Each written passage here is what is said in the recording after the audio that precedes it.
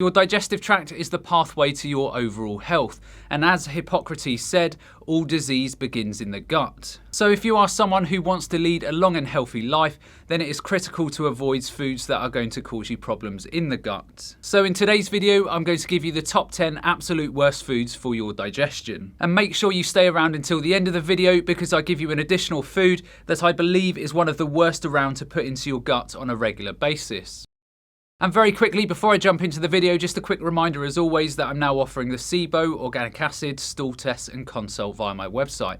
So if you have any health or digestive problems, then consider taking these tests, as they will provide a lot of very detailed information upon which you can start making informed decisions and then start getting your health back on track. And on that bombshell, to the video. Number 1, fried and processed foods. Now these types of foods can generally affect 6 main areas in the gut that you can currently see on screen. So the stomach and esophagus, the gallbladder, the small intestines, the large intestines and the microbiome, and also your bowels. So let's quickly run through these. So in the stomach you have stomach acid to help liquefy the foods that you are eating. Fried foods usually contain high amounts of fats that make it more challenging for the stomach to break down. As a result, the food can remain in the stomach for longer, and this can cause migration of the food back up into the esophagus, and this can start triggering indigestion and also acid reflux. Next up we have the gallbladder, and the gallbladder is a small organ in the upper right part of the abdomen that stores bile that has been produced and sent from the liver. The purpose of bile is to emulsify the fat in your diet.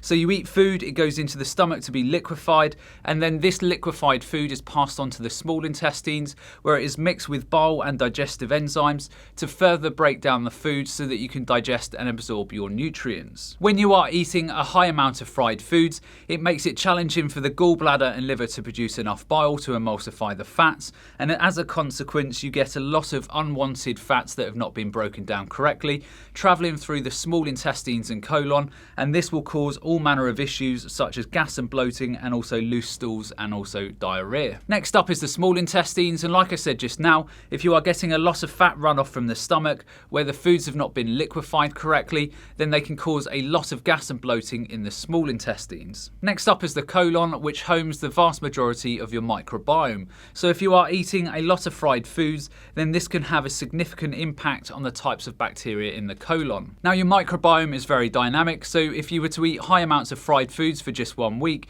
then potentially you could see up to 1/3 of your microbiome disappear, and many of the remaining bacteria would not be particularly conducive to gut health. These remaining bacteria will take the foods that you are eating and produce highly inflammatory compounds in the gut such as endotoxins, and this whole process can make you very susceptible to digestive issues such as gas and bloating, constipation or even diarrhea. So the last area that fried foods can cause problems in the gut is in the bowels. So if you have lots of processed refined foods and fats travelling through your digestive tract that your body is struggling to break down, then it is very likely to have an impact on your bowel movements. So people who tend to eat higher amounts of fried foods tend to have much higher rates of either constipation or diarrhea, and these problematic movements over the longer term will make you much more susceptible to different types of bowel cancers. Number 2, and the second worst food on the list, is dairy. Now there are many known risk factors in the scientific literature for eating higher amounts of dairy in your diet, but the most obvious impact on digestion after the ingestion of dairy is lactose intolerance. So we know that as much as 75% of the world's population is lactose intolerant. Lactose intolerance is caused when you are producing too little of the enzyme known as lactase. Those who suffer with lactose intolerance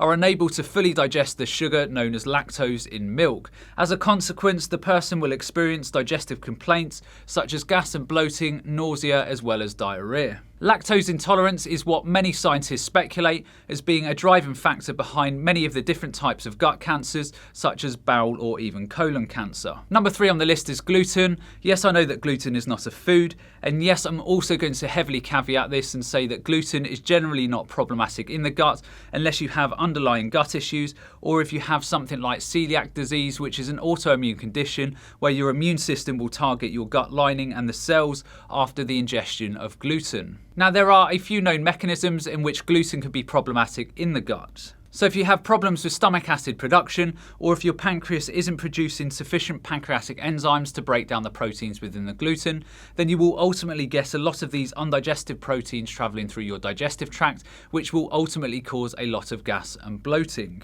Another known mechanism in the gut which can cause problems with gluten is a lack of bacteria in the colon. Now, you will have heard me say many times that a healthy gut will have anywhere from 600 to 1,000 different species. When you have a good diversity in the gut, all of the fibres, grains and carbohydrates and constituent parts of the foods are fermented and broken down correctly, and everything generally runs okay. When you don't have a decent range of bacteria in the colon, there will be less fermentation of the fibre and the compounds within the food, such as oxalates, and as a consequence, you will be much more sensitive to food intolerances and also sensitivities. So if you have significant issues with gluten in your diet, such as gas and bloating, bowel movement issues and things like skin issues, then first rule out celiac disease with your doctor. If this has been ruled out, then you want to work with a nutritionist or dietitian to see if there is a resolvable issue in the gut that can help you eat gluten without too much of an issue. Often this can be as simple as a bit of digestive support with hydrochloric acid and digestive enzymes, as well as boosting the levels of diversity of bacteria in your colon. Number 4 on this worst foods list is processed refined sugars. Now, you don't need an IQ of Einstein to know that processed refined sugars are not great for the body or digestion, and these issues have been well documented. But when we are talking about the gut specifically, then a very good thing for you all to know is that around 85% of the bacteria in the gut will help promote digestive health, and approximately 15% of bacteria found in the colon and elsewhere in the gut are known to have negative impacts on your body. Now, you will often hear many people refer to bacteria as either good or bad. And these imbalances are never really a problem if the good bacteria outweigh the bad by at least 6 to 1. But if there is a large shift in the levels of bad bacteria in the gut due to things like antibiotics, alcohol, or even poor dietary patterns, then the outcomes of your gut health will be driven by the bad bacteria, and this is when you're really going to start to struggle. Now, this is all very obvious to most people, but I'm sure you will be asking what this has to do with processed refined sugars.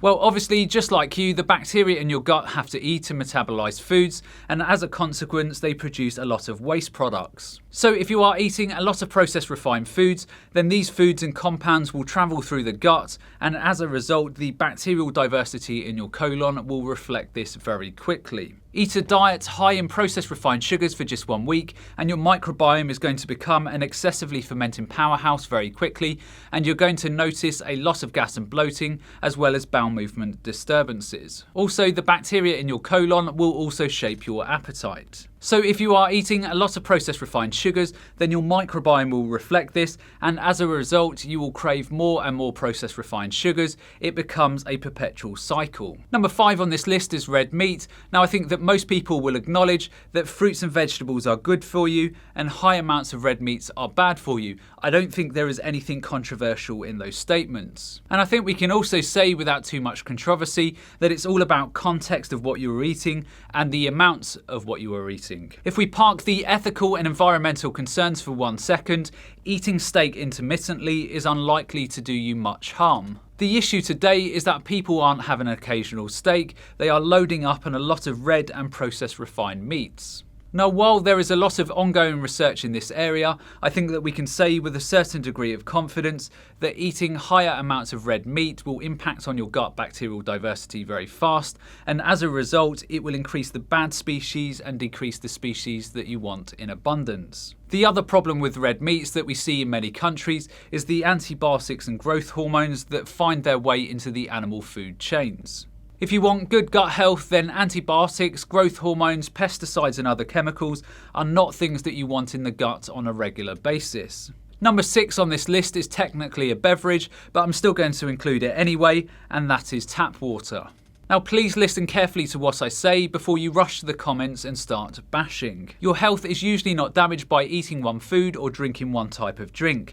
A person's health is usually damaged by the cumulative effect of lots of different areas in a person's life. So these can be things like poor diets, exposure to toxins and pollutants through the food chain and environment, a lack of exercise, stress, and so on. Drinking tap water in itself is very unlikely to harm you unless there is a lot of pollution present. That being said, I'm including tap water on this list because many water supplies around the world contain a cocktail of chemicals and pollutants. So if you are following a dietary pattern with a lot of processed refined foods and sugars, high amounts of meat, and you are drinking tap water, then the cumulative effects of all of this won't be great on the gut. Now, whilst our dietary patterns and their impacts on our guts have been heavily researched, drinking tap water and its ability to impact on our gut flora has been surprisingly overlooked. There are, however, a growing amount of studies that do show associations between tap water and gut microbiota compositions, and many of these types of studies suggest the gut microbiome as a potential mediator of health differences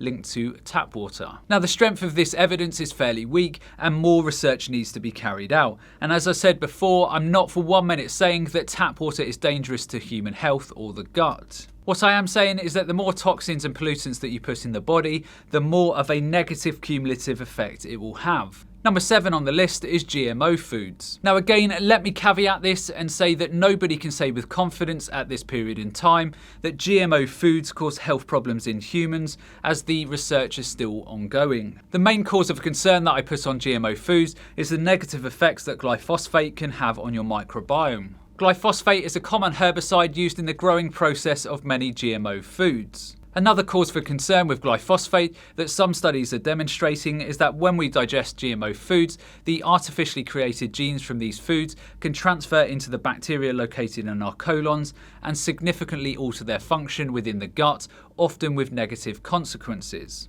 Number 8 is alcohol, and while it's another fluid rather than a specific food, it is absolutely going on the list because of how widespread its use is and how destructive it can be. So many people use alcohol for its ability to relax the body. Unfortunately, for many of these people who regularly consume alcohol, it also relaxes the esophageal sphincter, which, as discussed before, can trigger heartburn and also acid reflux. We also know that drinking on a regular basis can cause inflammation in the stomach lining, which creates additional problems for that person, in that potentially they can suffer with impaired digestion and absorption of key nutrients from their diet. Beyond this, too much alcohol can also trigger digestive issues such as gas and bloating and cramping, and as you would expect, alcohol can kill a broad range of bacteria at concentrations of 40 to 90%, and as a result, alcohol has the potential to decimate your microbiome. Obviously, this is not good if you are seeking a good quality of health. Number 9 on the list is artificial sweeteners. Now, the reason why these are going on the list